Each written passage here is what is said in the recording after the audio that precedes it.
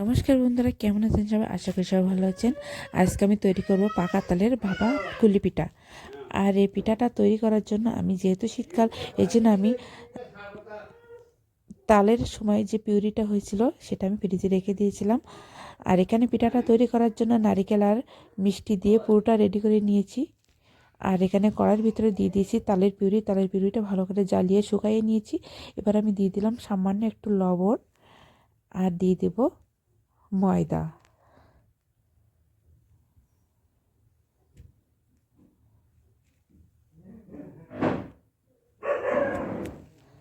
তারপরে ভালো করে আমি ডোটা মেখে নেব।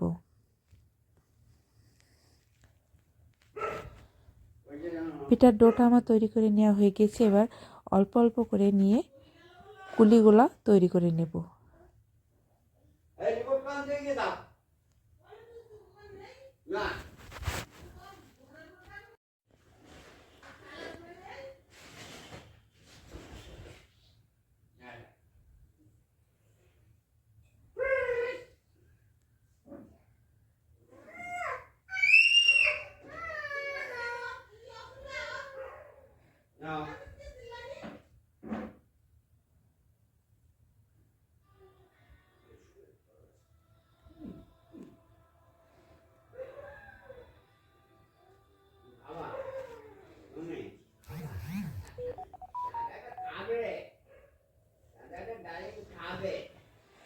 এভাবে নারকেলের পুর ভরে সবগুলা কুলি পিঠা আমি তৈরি করে নেব।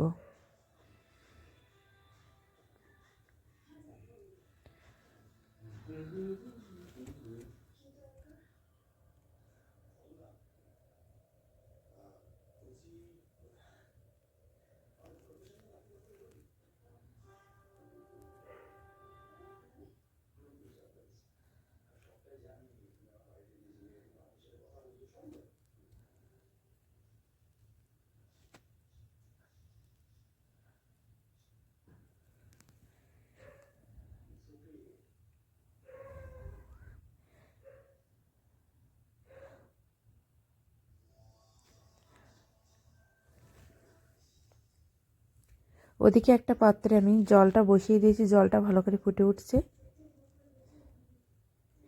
এবার রাইস কুকারে একটা জালির ওপরে একটা নেট বিছিয়ে তারপরে আমি পিঠাগুলো ভালো করে বসিয়ে দিয়ে 10 থেকে 15 মিনিট মতো ভাপ দিয়ে নেব।